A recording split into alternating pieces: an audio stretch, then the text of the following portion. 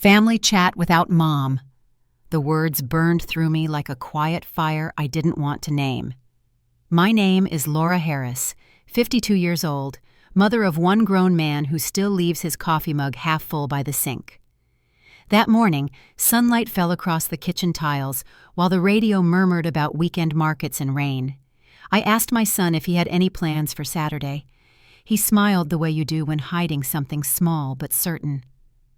"Just a small family thing, Mom." The answer landed too easily. I nodded, poured more coffee, and tried to pretend the room hadn't gone cold. The smell of roasted beans mixed with the faint sound of traffic. My kitchen had always been the heart of this house, where birthdays began, where fights ended. That morning, it felt like a stranger's space, filled with polite conversation and unspoken walls. He left his mug behind. I washed it slowly, wondering why silence suddenly felt like defense. Around noon, I balanced my checkbook online, making sure the gas bill was paid and the new groceries could wait until Monday. My life was built on small responsibilities. Every dollar counted, every bill tied to purpose. When he moved upstairs, I told myself to stop thinking. But the thought wouldn't go. That night, I was scrolling through emails when his phone lit up on the counter. I shouldn't have looked, but the screen caught my eye.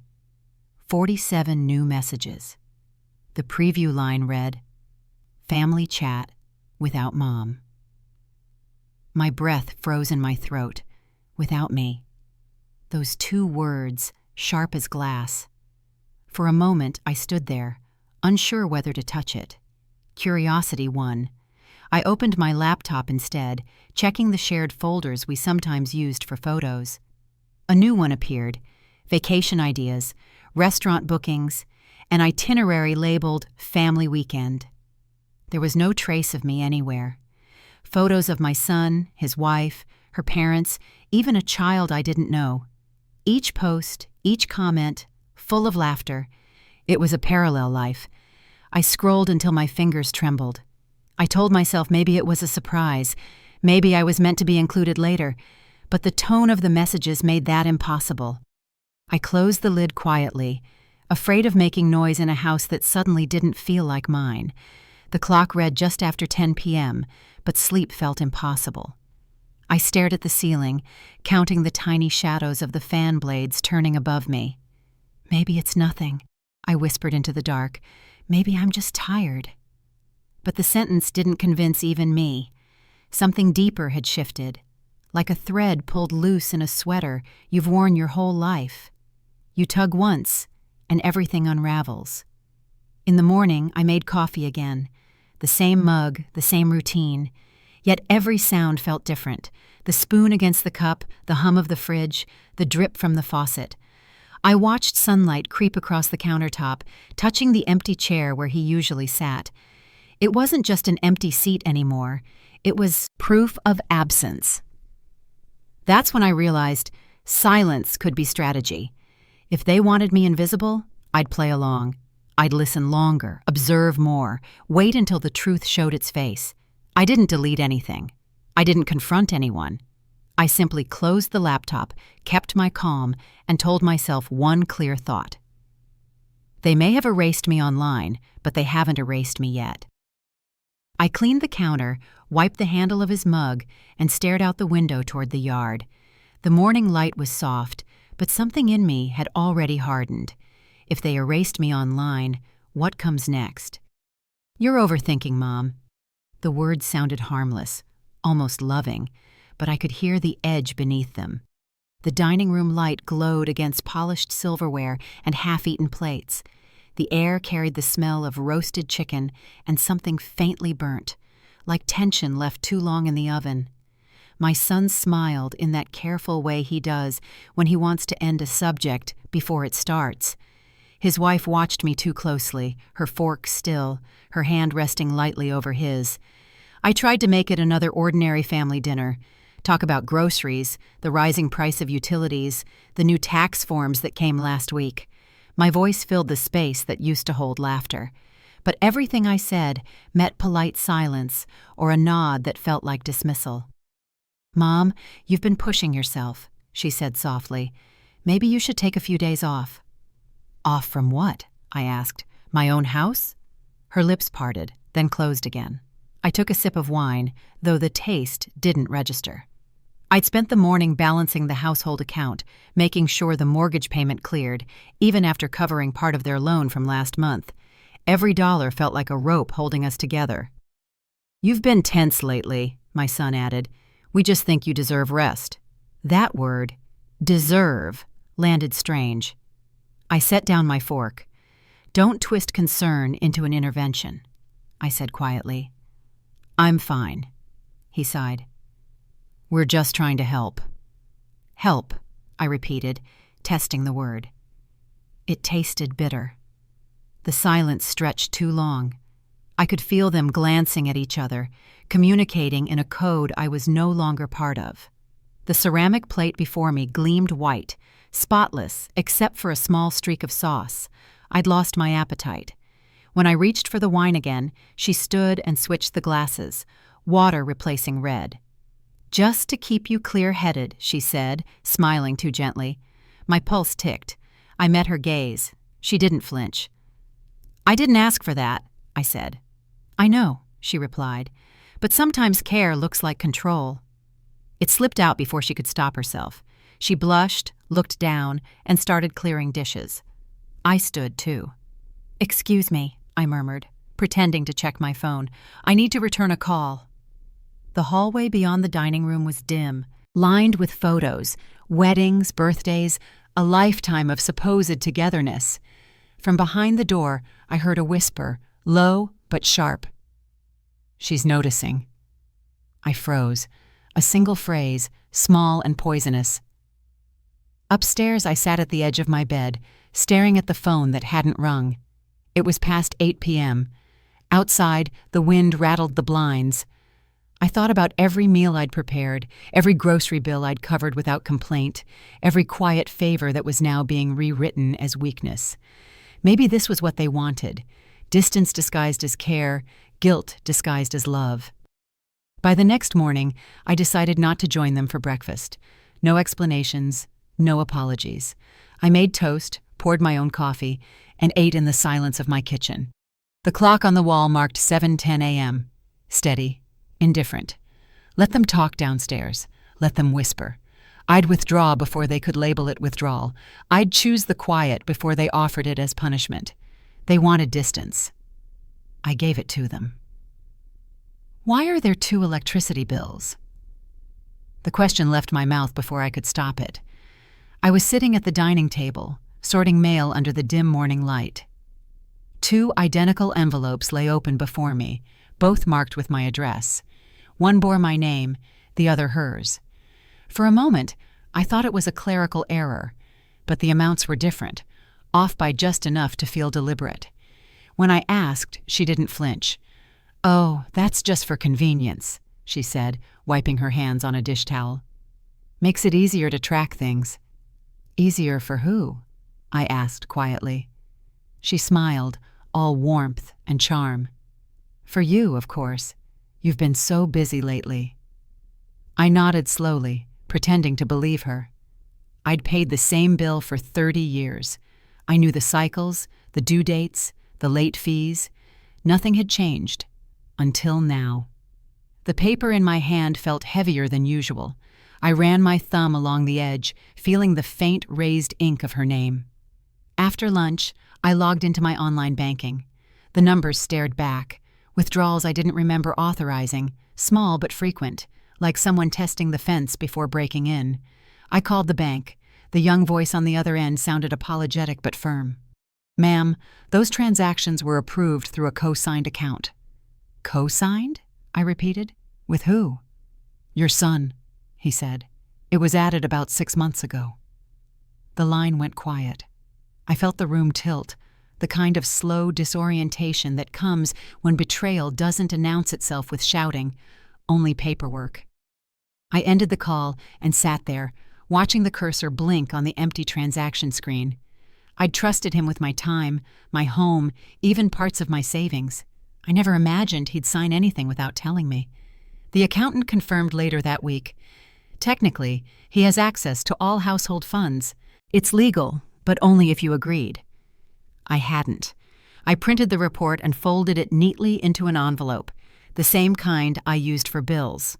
The irony wasn't lost on me. Money had always been our shared language, helping with his down payment, covering emergencies, buying gifts I couldn't afford. Each dollar I gave was meant to build trust. Instead, it became the weapon he'd quietly drawn. When he came home that evening, the house felt different, too quiet for a Thursday. I sat by the window, the unpaid bills stacked neatly beside me. He noticed them immediately. "What's this?" he asked. "Just trying to understand," I said, "why there are two accounts, why withdrawals are happening without my consent." His jaw tightened. "You're overreacting." "I want the access removed," I said. My voice didn't rise. It didn't need to. He crossed his arms. "You don't trust your own son?" "That's not the question," I said. "It's about boundaries." His silence was worse than yelling. Then softly, "You're losing track of things, Mom. We're just trying to protect you." That word again, protect, always used when someone wants control. I stood, gathering the envelopes. "I've been managing this house longer than you've been alive. Don't rewrite history." He sighed, exasperated. "You're making this harder than it needs to be." "Maybe," I said, "but it's my name on the deed, not yours." The conversation ended there. No apology, no explanation, just the dull sound of the refrigerator cycling behind us. When he left the room, I could feel the shift, something subtle, irreversible. That night I logged back into my account. I changed every password, revoked every access. My fingers shook, not from fear but from clarity. I was done being generous at my own expense. Lying in bed later, I stared at the ceiling fan turning slow circles. The faint hum sounded like a clock ticking on a secret I hadn't meant to uncover. I thought about every bill, every dollar, every quiet compromise that had bought me this moment of understanding. He'd used care as a disguise, money as a leash, and now that leash had snapped. I changed my passwords that night. "You've already given enough, Mom."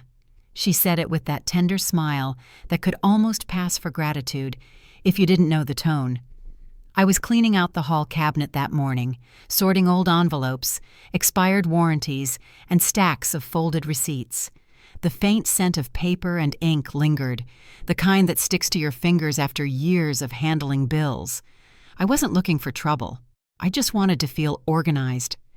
The box I opened was filled with my own history, groceries I'd paid for, hospital co-pays, loan transfers, car repairs, line after line, my handwriting, my bank slips, my initials. It was strange how generosity could look so formal when printed on white paper. I had kept it all out of habit, not suspicion. But when I saw the totals, the numbers carried weight. I had poured so much into them, believing it built closeness. At dinner that evening, I mentioned it casually. "Do you remember the hospital bill from last winter? I think I covered that one, right?" My son barely looked up. "You did, yeah." His wife smiled. "You've already given enough, Mom." The way she said it made it sound like I'd asked for something. "I didn't mean it like that," I said softly. "I was just—" "Really," she interrupted. "You don't need to keep track. You've done plenty." Her words dripped with sweetness, but the message underneath was clear. Stop asking questions. I felt my throat tighten. "I never kept track for the sake of asking," I said. "I just didn't realize how much had added up." She set her fork down. "It's not healthy to count favors in a family." That one hit harder than I expected. My son nodded, agreeing without a word. The balance of power shifted right there, across a table filled with empty plates and unfinished conversation. For years, money had been my way of showing love. Groceries dropped off when they couldn't afford them, rent checks slipped quietly under their door, utilities paid before due dates. I never saw it as debt. But now, somehow, kindness had turned into leverage. I cleared the dishes in silence. The sound of running water filled the room. They stayed seated, scrolling on their phones. I could hear faint whispers between them, half sentences, half laughs. When I finished cleaning, I sat on the couch, still holding the same receipt I'd pulled that morning. A transfer for $480, marked as temporary help. The date was 2 years ago. They'd never mentioned paying it back. I never reminded them either. But now that small act of silence had become my crime. Later that night, I took the receipt box upstairs. My hands trembled as I placed it in the bottom drawer of my dresser. I wasn't angry yet, just awake. The line between care and control had blurred too many times, and I'd let it. The next day, when she mentioned needing help with the car insurance, I smiled politely. "I'm sure you'll manage. You always do." She froze for a second, surprised. "Oh, of course," she said. "We'll figure it out." That small refusal felt heavier than any check I'd ever written. It wasn't revenge. It was reclamation.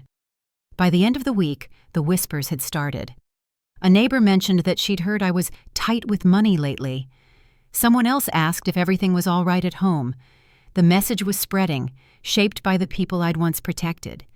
I could see it clearly now, how every act of giving had built their comfort and erased my worth. One evening, I stood by the window and watched the porch light flicker. I thought about how many times I'd chosen silence over confrontation, hoping peace was worth the cost. But peace bought with guilt isn't peace, it's debt. Kindness became my weapon once. They turned it against me. "Your name's not required here anymore." The line was said so calmly that for a second, I almost missed its meaning. The renewal papers sat on the counter between us. Home insurance, plain white sheets in a manila folder. Only one signature line remained, and it wasn't mine. I pointed at the blank space. "Where's my name?" He didn't look up from his phone. "It's just a clerical update. They simplified things." "By removing me?" I asked. He exhaled slowly, as if I were being difficult. "Mom, I handle most of the bills now. It's easier for everyone if it's under one name." Easier for everyone. Those words echoed like a quiet insult. I'd managed this house long before he was born. Every mortgage renewal, every tax letter, every roof repair, it had all passed through my hands. I knew the rhythm of responsibility like clockwork. After he left for work, I opened the folder again. The smell of printer ink filled the kitchen. My name really wasn't there. Even the joint ownership note from last year had been omitted. My pulse quickened. I dialed the insurance agent's number listed at the top. A young man answered. His voice was polite, hesitant. "Oh yes, we processed that update last month." "Update?" I said. "I didn't sign anything." There was a pause, too long to be casual. "Your son requested an ownership adjustment," he said.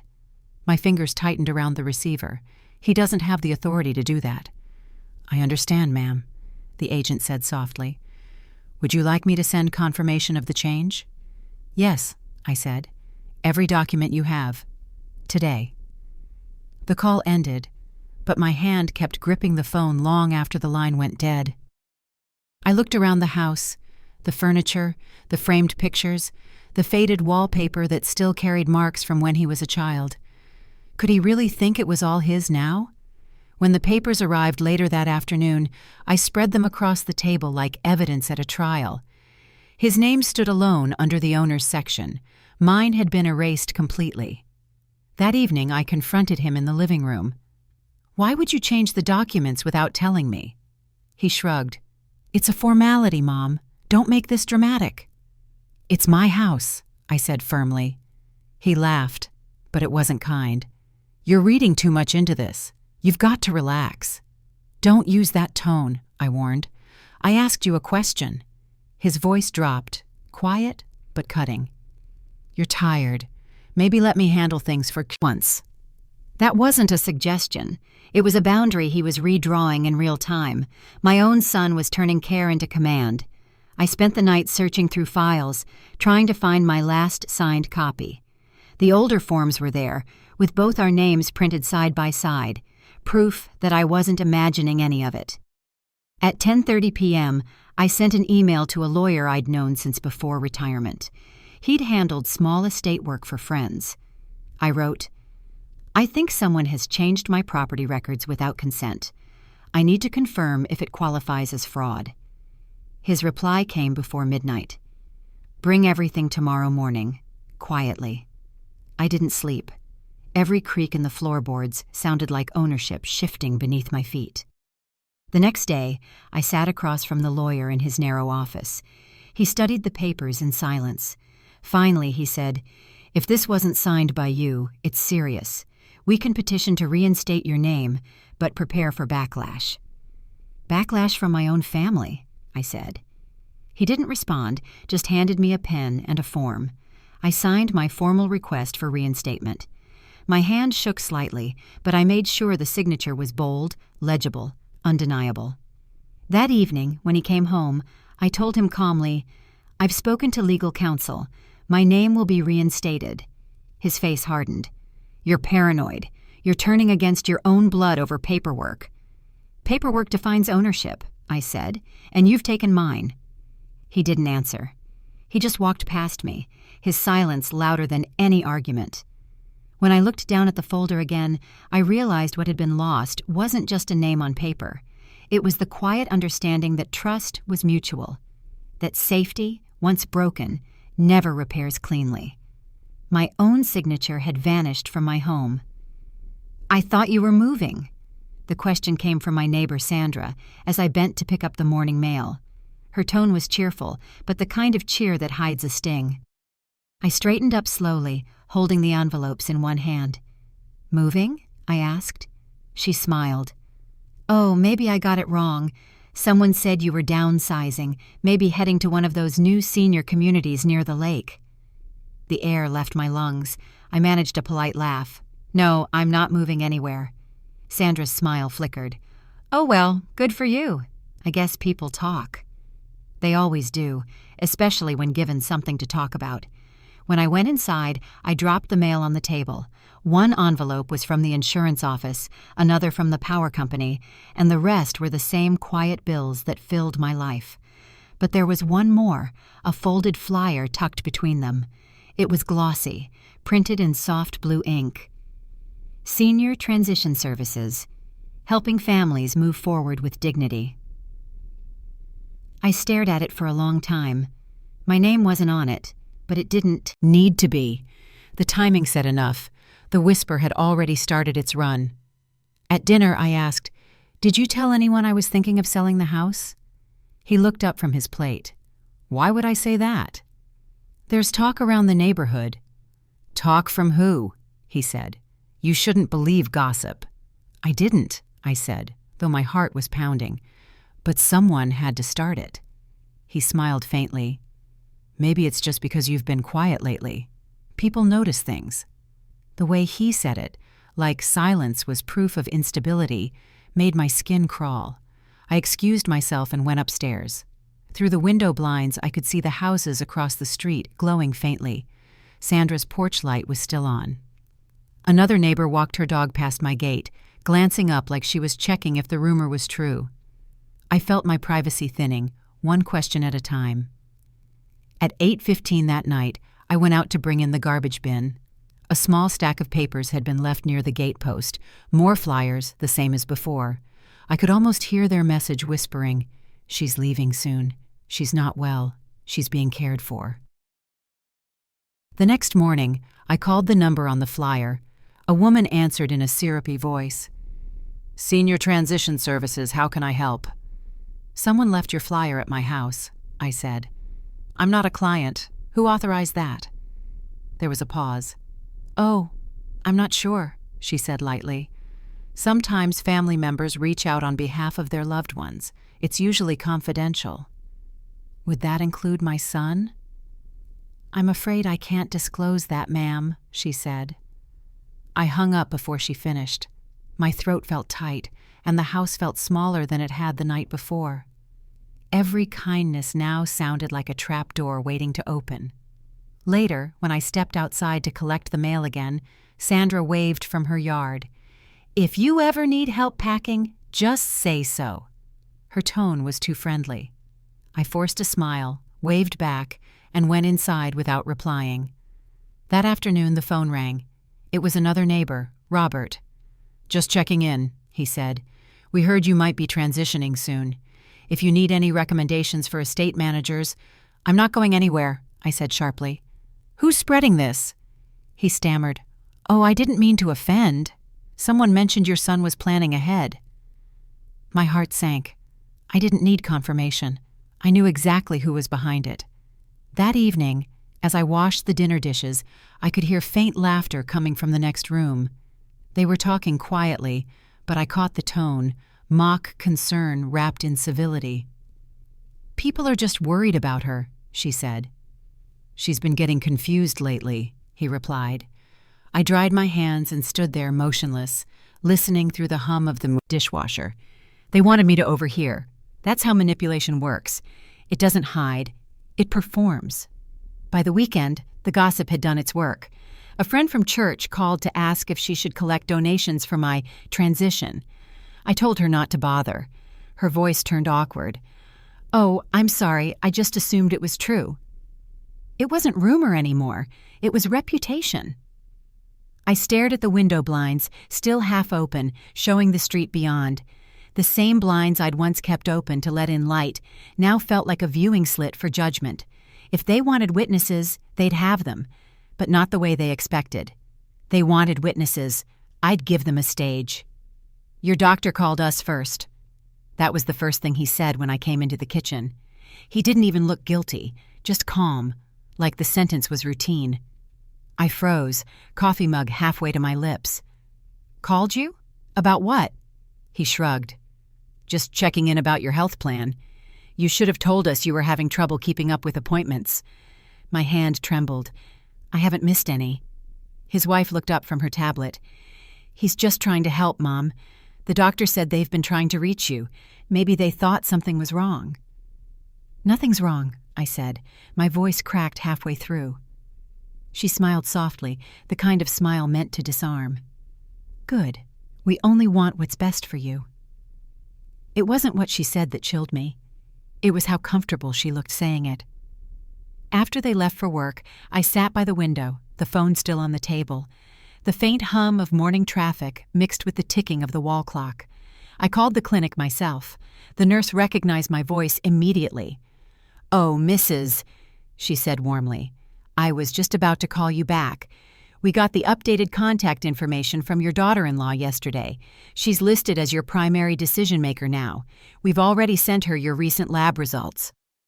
I gripped the receiver tighter. "She's not authorized for that." There was a pause.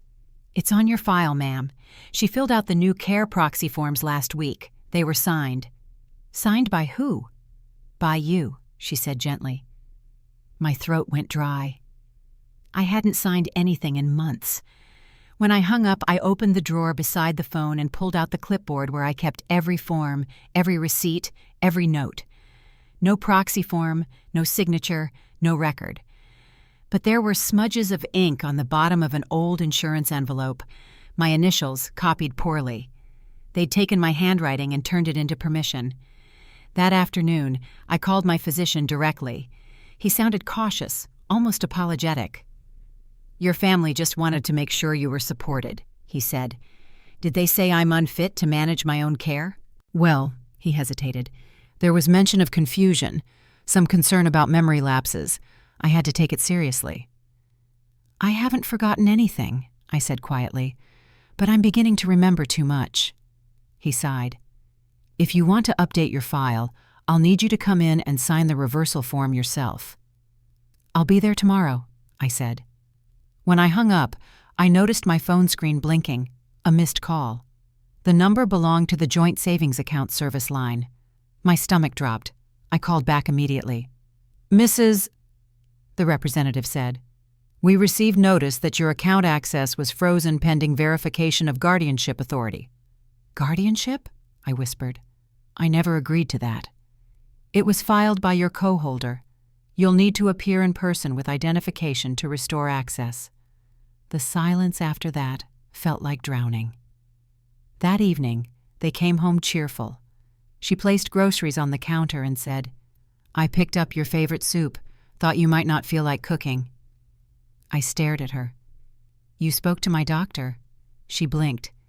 "He called us. You must have forgotten." "No," I said, steady now.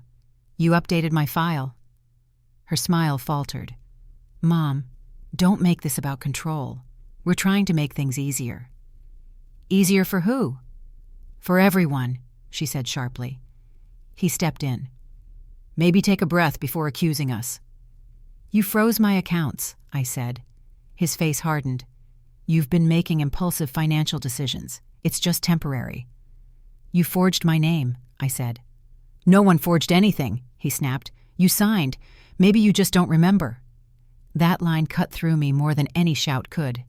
They left the room, whispering to each other as if I couldn't hear. But I could. Every word, every calculation. They were building a case, one piece of paper at a time, each signed by a woman who no longer existed on her own terms. The next morning at 9:10 a.m., I sat in the clinic lobby. The nurse handed me the reversal form and a pen. My hand didn't shake this time. I drew every letter of my name slowly, making sure it couldn't be mistaken for anyone else's. When I left, I walked past the pharmacy window and caught my reflection in the glass. Tired, but awake in a way I hadn't been for months. They wanted power of care. Next, they'd take power of home. "Do you want to press charges or reclaim?" The lawyer's voice was steady, but I heard the hesitation beneath it. The question landed like a weight on the table between us. I looked at the folder he'd placed before me. Thick, clean, official. My hands rested flat on the polished surface, feeling the faint grain of the wood under my palms. "What are my options?" I asked. He leaned back slightly. "Pressing charges means a public case. Reclaiming means we go through family arbitration, quietly. Both are legal, but one leaves scars." I thought of my son's face, his wife's smooth composure. The word quietly stung more than it soothed. "If I press charges," I said, "they'll call it vengeance. If I reclaim, they'll call it weakness." He didn't argue. He just watched me as I opened the file. Inside were copies, my old signatures beside the new forgeries. Even the slant of the letters was wrong. "Whoever did this," he said softly, "used a scan of your old insurance forms. They practiced. It's careful work." "Careful," I repeated. "That's one word for it." He passed me a pen. "You don't have to decide today." But I did.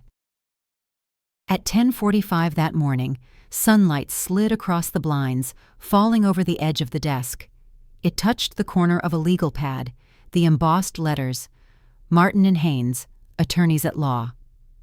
I realized I'd been gripping the pen too tightly. "I'll reclaim," I said finally. "Not for their comfort, for my record." He nodded once. "Then we start by filing notice of reinstatement. It's a clean reversal, no accusations, just a correction." He slid another document toward me, thinner than the rest. "You'll need to touch this one. Ink your own name." My fingertips brushed the paper. The texture was coarse, almost defiant. I wrote each letter with deliberate care, like stitching my name back into my own skin. As I signed, he said quietly, "This might draw their attention. They'll know you've moved." "Good," I said. "Let them." Outside the office, the city felt sharper. Horns, footsteps, the rhythm of commerce moving on without me. For the first time in months, I wasn't shrinking from it. I stopped by a coffee stall, paid $3.75 in change, and held the warm paper cup just to feel its weight. Back home, I set the cup beside the mail. The house was still, the air thick with that kind of silence that waits to be broken. On the counter lay a stack of unpaid bills, electric, water, property tax, each reminder of the world they'd tried to manage for me. I opened the top drawer and placed my notarized copy beside them. The folder smelled faintly of new ink and dust, the scent of things reclaimed too late, but still in time.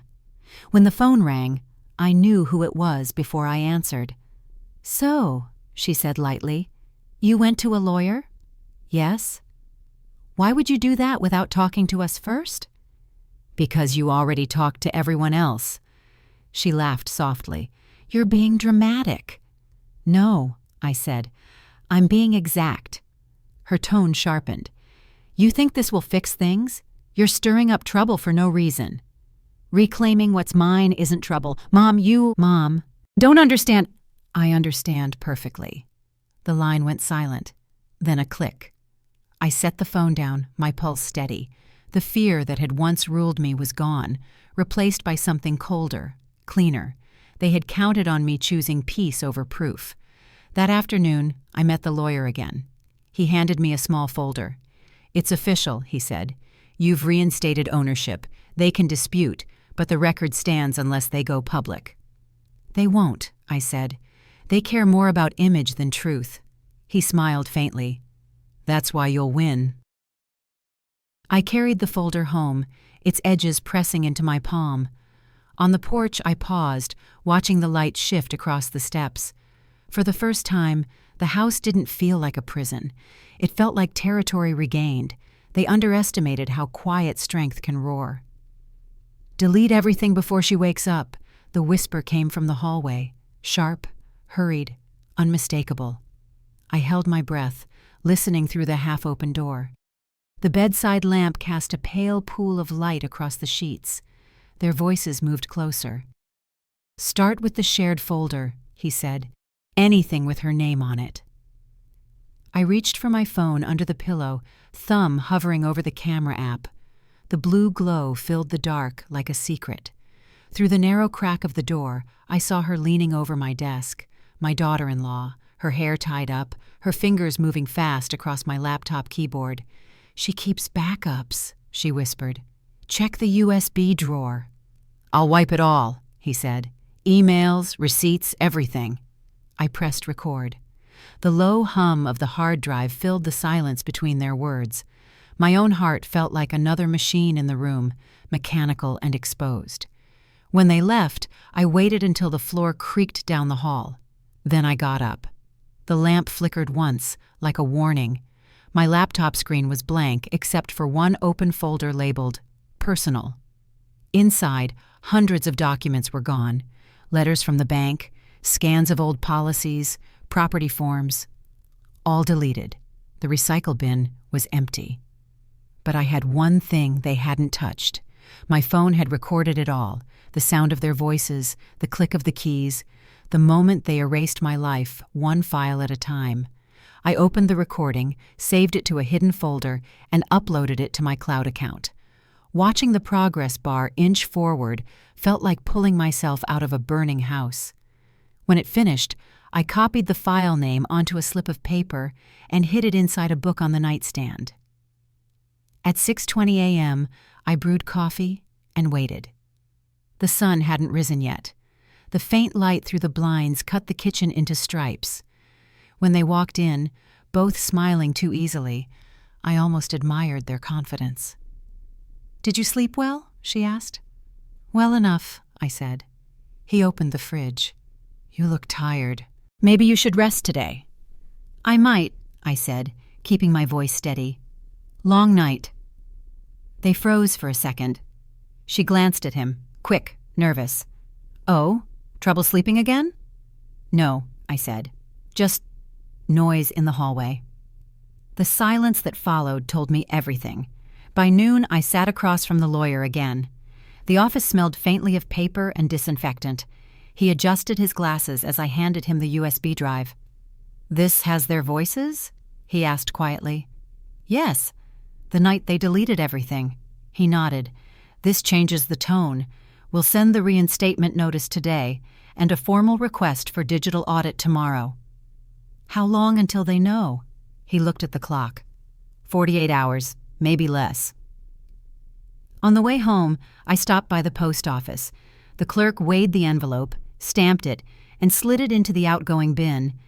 That single motion felt heavier than all the years I'd spent swallowing silence. Back home, they were waiting at the table. "We got a call," he said. "From your lawyer." "I'm sure you did," I said. "You didn't have to do that," she said, her voice trembling just enough to sound sincere. "We could have handled this privately." "You tried that," I said. "Last night." He stepped forward, anger breaking through his calm. "You're turning this into a war." "No," I said. "You did that when you erased me." The words hung in the air like smoke. For once, neither of them spoke back.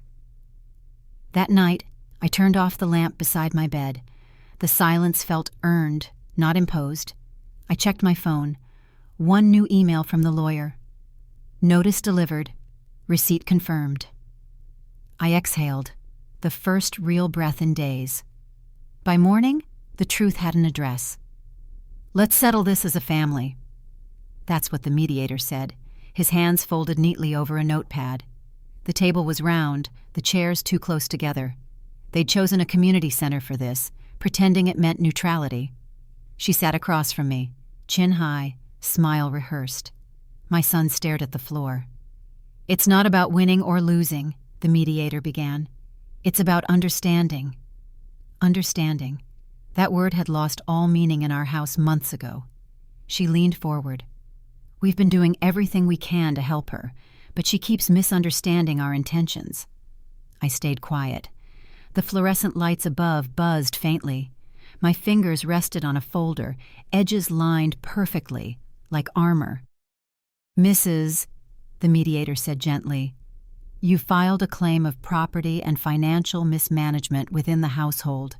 You're asking for reinstatement of control over your personal and shared assets." I nodded. "That's correct." He turned to her. "You've denied those claims." She smiled. "Yes, I think..." She's confused about the transfers. Most of what she's calling missing were adjustments, maintenance, bills, things she agreed to months ago. My son shifted uncomfortably. His pen tapped against the mug in front of him, steady, nervous rhythm. "Do you have documentation?" the mediator asked.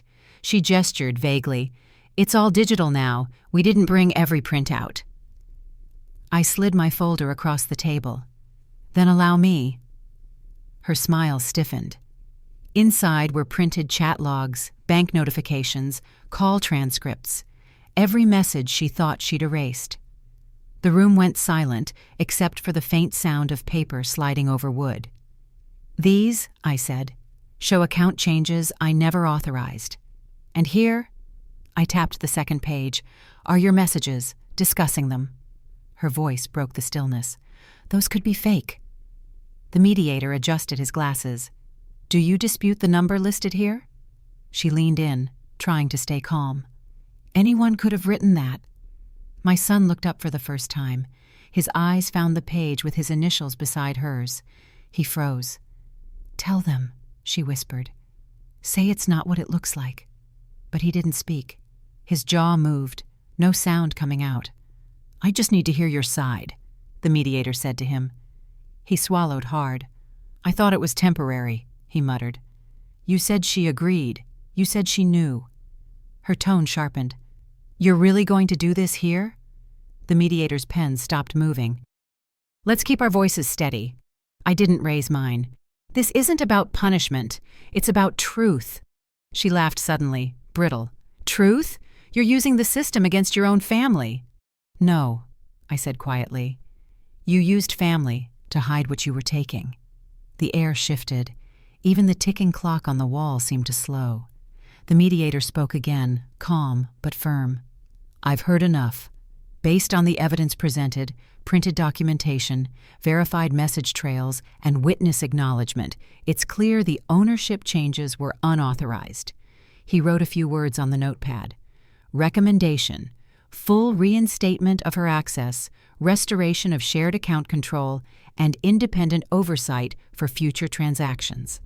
She sat back, pale, eyes darting between us. "You can't do this." "You already did," I said. He looked at her, then at me.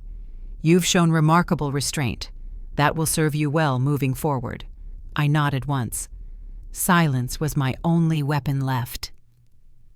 The mediator stood, signaling the session's close. My son stayed seated, eyes fixed on the papers that had undone months of deception. Outside, the late afternoon air felt heavy but clean. The sun hung low, and for the first time in a long time, I didn't feel small walking away from them. Behind me, I heard her call out, voice cracking. "We're still family!" I didn't turn around. Family, I thought, is only real when truth can survive it. Silence this time worked for me. "Your accounts are unfrozen, Mrs. Harris." The man behind the desk said it with a smile meant to sound apologetic, but practiced from repetition. His tie was too tight, his words too polished. I folded my hands together to keep them still. "So, everything's back?" He nodded quickly. "Yes. After reviewing your file, it appears the temporary hold was the result of, well, a miscommunication between authorized parties." "Miscommunication," I repeated. The word sat heavy on my tongue. "That's what we're calling forgery now?" He cleared his throat. "There's no indication of deliberate wrongdoing from the institution's side, ma'am. But we've removed the secondary authorization. Only your signature will count going forward." He pushed a folder toward me. Inside was the printed confirmation. Full reinstatement of primary access and ownership. The embossed seal caught the morning light from the glass wall beside us. I brushed my fingers over it. Cool, smooth, solid. He continued, "You'll find a new debit card and security key inside the envelope. You can collect replacement checks at the teller window." I nodded, my eyes fixed on the papers. "And her access?" "Revoked, as of this morning." For a long moment I said nothing. Then I whispered, "Good." He smiled again, relieved the storm was passing. "We appreciate your patience through all this." Patience. That's what they always called silence. When I stepped outside, the late morning air felt sharp, almost metallic. My palms were still cold from the paper, the kind of chill that seeps through even after you've let go. The parking lot was half empty. Across the asphalt, leaning against his car, was my son. He wasn't waiting to fight. Not this time. Just standing there, staring at the ground. His hands were deep in his jacket pockets, the same jacket I'd bought him 2 winters ago when he couldn't afford a new one. I paused near the door, watching him. He didn't wave, didn't move. The distance between us felt measured, like the exact width of everything that had been lost. He looked up briefly, met my eyes, and then looked away. I could see it in his face, guilt, confusion, maybe even regret. But none of it was enough to bridge the space. I clutched my keychain tighter. The metal pressed into my palm, grounding me. For years, I'd carried a small silver charm on it, engraved with one word: home. I had bought it the day the house was paid off, long before anyone thought of deeds and signatures as weapons. As I walked past him toward my car, he said softly, "Mom." I stopped but didn't turn. "I didn't know she went that far," he said. His voice cracked at the edges. "I thought she was just trying to help." "She was trying to own," I said. "There's a difference." He took a step forward, but I shook my head. "Don't," I said. "Not today." Silence filled the gap again. He sighed. "What happens now?" "I rebuild what's mine," I said simply, without asking for permission. The bank doors closed behind me with a soft thud, final but freeing. I walked to my car, unlocked it, and placed the reinstatement letter on the passenger seat. The sunlight caught the edge of the envelope, turning the seal into a faint glint, proof that the world could, at least sometimes, correct itself. On the drive home, I passed the grocery store where I used to hand him cash as a boy. $5 for lunch, 10 for errands. Small gestures that once meant trust. Now every memory carried a receipt attached to it. When I reached the house, I placed the letter on the kitchen table beside my keys. For the first time in months, that space felt safe again. I opened the fridge, pulled out a jug of milk, and poured a glass. The simple sound of liquid hitting glass felt like normal life returning. But beneath that calm, I knew something else had shifted, something that couldn't be undone by signatures or seals. He might still call, maybe even visit, but it wouldn't be the same. He didn't follow me home that day. "Welcome back, Mrs. Harris." The officer handed me a small envelope, edges sealed, weight insignificant but meaning heavy. His tone was polite, almost gentle. Behind him, the moving truck's engine idled softly. I took the envelope and nodded. "Thank you," I said. He smiled, tipped his cap, and walked down the steps. The door in front of me looked both familiar and foreign. The paint was fresh, a lighter shade than before. When I turned the key, it resisted for half a second, like the house was testing me. Then it gave way with a click that echoed through the hallway. Inside, the air smelled faintly of paint and dust. I breathed it in. The scent was raw, clean, unclaimed. Every room held traces of repair. The floors polished, the walls patched. The silence wasn't hollow anymore. It was steady, deliberate. The letter from the housing office sat in my bag. Property reinstated in full to legal owner. Words that didn't sound grand, but meant everything. By the window, I could see the front yard again. The grass had grown wild while I was gone. Across the street, Mrs. Lane waved once from her porch. No questions, no gossip. Just acknowledgement. Everyone knew enough now. I set my purse on the counter and walked through each room slowly, touching surfaces that once felt untouchable. The kitchen counters, the banister, the chair by the window. None of them carried her fingerprints anymore. The afternoon light filtered through the blinds, catching the dust that hung in the air. It looked almost alive, moving with me as I walked. I opened the drawer by the fridge, empty except for a single house key that must have been overlooked during their departure. I turned it in my hand, the metal warm from the sun. For years, that same key had symbolized safety. Later, it became control. Now, it was just mine again. At 4:30, the locksmith arrived to replace the remaining locks. He was quiet, professional. "You're changing them all?" he asked. "Yes," I said, "every single one." He nodded. "Good choice." When he left, I stood at the doorway, looking out toward the street. The sky had started to dim, and the porch light flickered once before staying steady. That bulb had burned out 3 times during the chaos. Somehow, it lasted now. The house felt smaller than I remembered, but maybe it was just honest. There were no staged smiles here, no whispered plans behind closed doors, only walls, a roof, and the quiet hum of appliances waiting to be used again. I opened the old cupboard above the sink and found a forgotten mug, the one with the chipped handle and faded floral rim. I rinsed it under cold water and poured coffee from a thermos I'd brought along. The first sip wasn't perfect, but it was real. My phone buzzed once, an unread message from my son. I didn't open it. Some conversations need distance to stay truthful. I set the mug on the counter and reached for the porch switch. The light came on instantly, spilling a warm glow over the front steps. I watched it for a moment, remembering how it used to be left on for them, not for me. Now it burned for my own return. The neighbors across the street closed their blinds as evening settled. The hum of the refrigerator filled the background.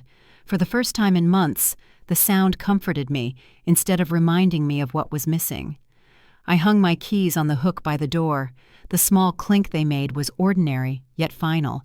This place, stripped of lies and noise, was still standing, and so was I. As I turned off the hallway lights and leaned against the doorframe, I understood something simple but absolute. Peace isn't silence, it's choice. If you ever want to talk, you know where I am. That was the first line of the letter, written in his handwriting, steady, careful, deliberate. The envelope was tucked beneath the gate latch, half hidden under the morning mail. I almost didn't see it when I went out for the paper. The sky was pale, soft after rain, and the porch smelled faintly of wet wood. I turned the envelope over twice before opening it. The handwriting alone brought back too much. The same script I used to find on school permission slips, birthday cards, grocery lists. Now it carried something heavier, guilt pressed into ink. Inside was a single sheet of paper. No signatures, no excuses, just his words. "I don't expect you to forgive me. I just want you to know I see it now. The money, the lies, the silence. It wasn't about helping you. It was about control. She's gone. I'm alone with what we did. If you ever want to talk, you know where I am. I read it once, then again, each sentence slower than the last. My fingers trembled slightly at the edges where the paper softened from the morning damp. On the table inside sat a stack of old bills, yellowed reminders of how easily trust can be turned into debt. I folded the letter neatly and slid it into that same drawer. It didn't deserve more or less than any other record of what had been taken. There was a photograph nearby, one of him as a boy, sitting cross-legged on the floor, holding a model airplane. I picked it up, tracing the outline of his small hands. The photo had started to curl at the corners, and a thin crack ran through the middle, right between us. "Why now?" I whispered to the empty room. The clock ticked softly on the wall, indifferent. By noon, I made tea and sat by the kitchen window. The house had grown quieter these days, not the kind that aches, but the kind that fits. Outside, the porch light caught the reflection of that same gate where he'd left the envelope. It glowed faintly against the fence, unassuming. For years I thought closure came from conversation, that peace required hearing the right words said aloud. But sitting there, reading his letter one last time, I realized closure doesn't arrive. You choose it. I folded the paper again, tighter this time, and pressed it between old documents, the mortgage receipt, a utility bill, a faded note from when my husband was still alive. That drawer had become its own archive of endurance. Later in the afternoon, the phone rang once, then stopped. I didn't check who it was. Maybe him, maybe not. Some silences are best kept intact. I stepped outside, the wooden boards cool under my feet. The air was sharp but clean. Across the yard, the gate stood open a few inches, the way he must have left it. For a moment, I thought about walking over, closing it completely. But I didn't. Some doors stay ajar for reasons we don't explain. Neighbors passed by, waving politely. They'd heard enough to piece together the story, but knew better than to ask. The world had moved on, and so had I, just quietly, deliberately. Inside, the letter remained in the drawer, folded between evidence of survival. I didn't burn it, didn't throw it away. Forgiveness wasn't required for peace. Only understanding was. That night, as the clock struck 9, I stood by the window once more. The porch light still burned, steady and warm against the glass. For the first time, I didn't feel the need to turn it off. Some walls protect better than love. Family is what survives the truth. I wrote that line slowly, letting each word sink into the page. The pen dragged slightly over the paper, its ink still thick from yesterday's confession. Morning light spilled across the kitchen counter, cutting through the blinds in thin gold lines. The same counter where they once whispered over bank statements and estate plans. Now, only my mug sat there, steam curling upward, quiet, undemanding. The house was still. No footsteps, no voices trying to explain or accuse, just the steady hum of the refrigerator and the occasional creak from the wooden floorboards. Outside, a bird landed on the porch rail, unbothered by the history that lived here. I took a sip of coffee and glanced at the clock. It was 7:15 a.m., the hour I used to set for family breakfasts. I remembered how she'd arrive late on purpose, making me wait while pretending it was all casual, how he'd stay silent, thinking silence meant peace. I used to mistake that quiet for comfort. Now I knew it was avoidance. On the table beside my journal lay the same photograph from the drawer, the one I'd kept even after everything. The edges were frayed, but I couldn't throw it away. I looked at it one more time and said aloud, "You were mine before the lies." My voice didn't tremble. It had taken months to rebuild this calm. Every financial correction, every reinstated account, every signed document. It wasn't just paperwork. It was proof that survival isn't about reclaiming possessions. It's about reclaiming your name. I flipped the page of my journal. Beneath today's date, I wrote, "No more shadows in this house." There was no triumph in it, just balance. I had learned that revenge only prolongs what pain begins. Justice, when quiet, lasts longer. A knock came at the door. I froze for a second, then realized it was only the mail carrier. Through the window, I saw her place an envelope in the box and wave lightly before leaving. The sunlight followed her down the driveway. I didn't rush to open it. Not everything that arrives needs a response. Some things just mark the passing of time. At 8 o'clock, I watered the plants near the kitchen window. The soil smelled damp and real. Each small leaf tilted toward the light, reaching for something steady. I smiled without thinking. Maybe that's what we all want, just a direction to grow in. The phone buzzed once on the counter. A group message appeared. Family chat reopened. The name had changed since last time. Now it simply read, Harris Home. For a moment, I stared at it. The thought of silence returning was tempting. But then I remembered what I'd written, what I believed now. Family isn't the secret kept, it's the truth survived. I typed a single line. Morning coffee's ready if anyone's coming by. No bitterness, no test. Just an open door where walls once stood. I went back to my chair, lifted the mug, and watched the sunlight crawl across the floor. It stopped just short of the threshold, as if asking permission to enter. I let it. The pages of my journal fluttered in the soft breeze, landing on the first entry from months ago, the night I'd written, "They took everything but couldn't erase me." I closed the book gently, and this time, the chat includes me. Did you enjoy this story? Tell me which city you're listening from. I read every comment. If the story touched you, you can support the channel with a super thanks, so I can keep bringing more stories like this every day. Your encouragement really helps. I'd love to hear your thoughts and what moments stayed with you. On the screen, you can see 2 new life stories that I highly recommend. There's plenty more on the channel as well. Don't forget to subscribe and turn on notifications. See you in the next life story. With respect and gratitude.